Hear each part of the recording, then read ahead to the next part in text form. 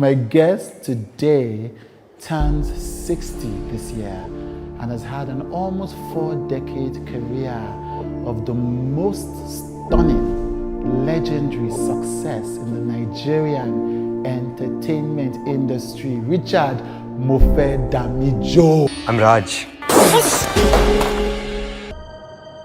In AJ, right? It's such wonderful news, who is he? Yes, you can. You're my daughter.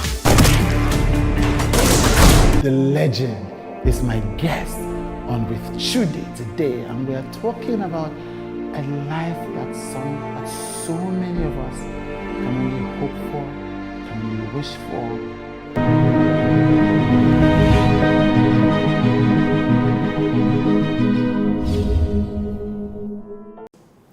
This whole RMD persona, Yeah.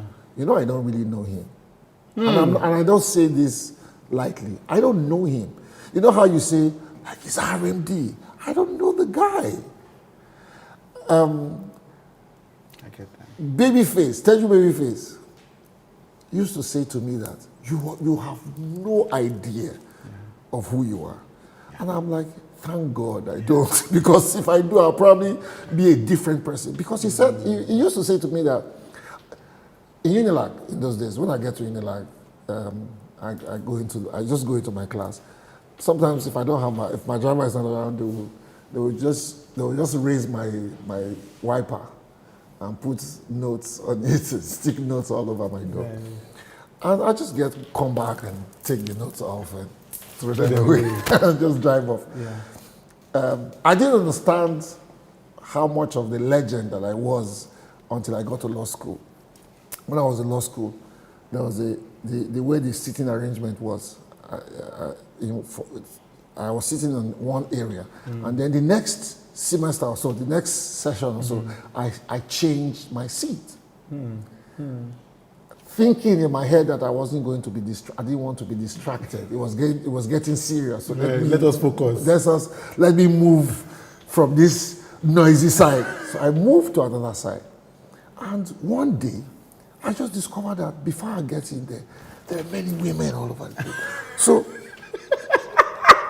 one Unilag, it was the Unilag girls that now said, you know, like, he won't chase you people. We were with him for 6 years. Nothing. Go and sit somewhere else. So during break, I'm like, what's all that about? He said, oh, you didn't know? If you move up there tomorrow, all the women will move there. You know? So I don't get it. Yeah. I don't see him. Yeah. Because if you do, you will get distracted. I guess in a sense, that's what happens to some of the younger people when they come from somewhere and overnight. That's why they can't cope. Yes. You have to be able to take fame and put it on a mantelpiece and just leave it there. You know, admire it like how everybody else. Chude, look, this whole RMD thing that Faj, by the way, started. If I consider him for a minute, I won't be normal. Because there are so many stories about him that I don't even know of. So the RMD thing. So many stories I don't know. RMD, I don't know the guy. You know, so I always say, look, I'm just a simple worry boy. Yeah. I came to Lagos and found some fame, and I'm grateful to God that I did. Because, hey, I'm a worry boy. I came into this town, all I wanted to do was act. That's all. Teach, get a teaching job somewhere, teach, close at 2 o'clock. From there, I hustle my life, you know, and that was all I wanted. And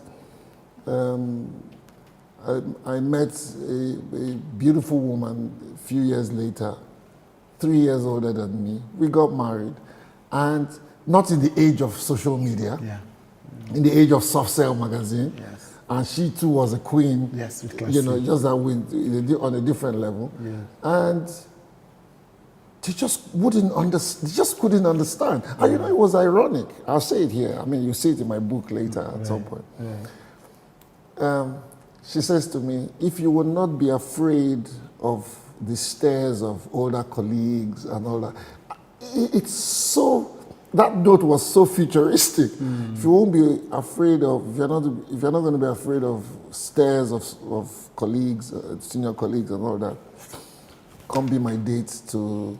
I think it was an occasion at night shift at the time, and I'm like, they've not given birth to the man that will make me feel inferior in this world, Anyway, so we went and had a good time and.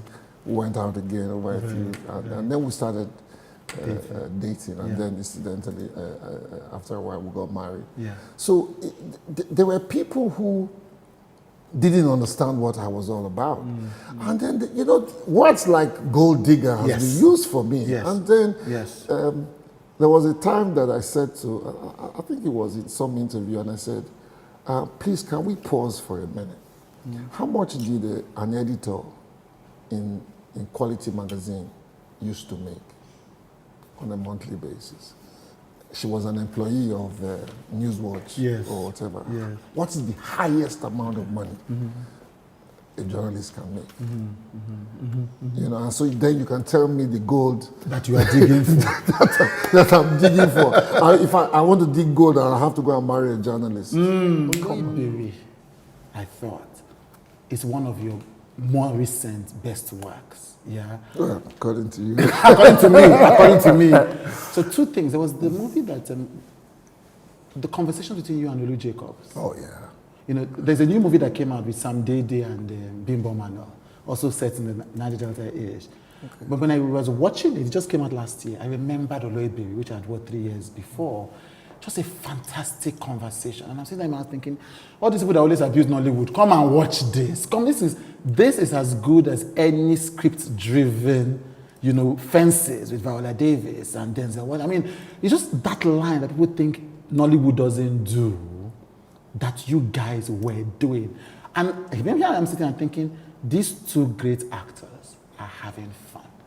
Is that how it was on the set of Oloibiri? What was doing a project as hefty as Oloibiri? What was that like for you? It was a multiple award winner. It was fun. I mean, hey, come on. It's Lulu Jacobs. It's Uncle Lulu Jacobs we are talking about, Mr. J. Yeah.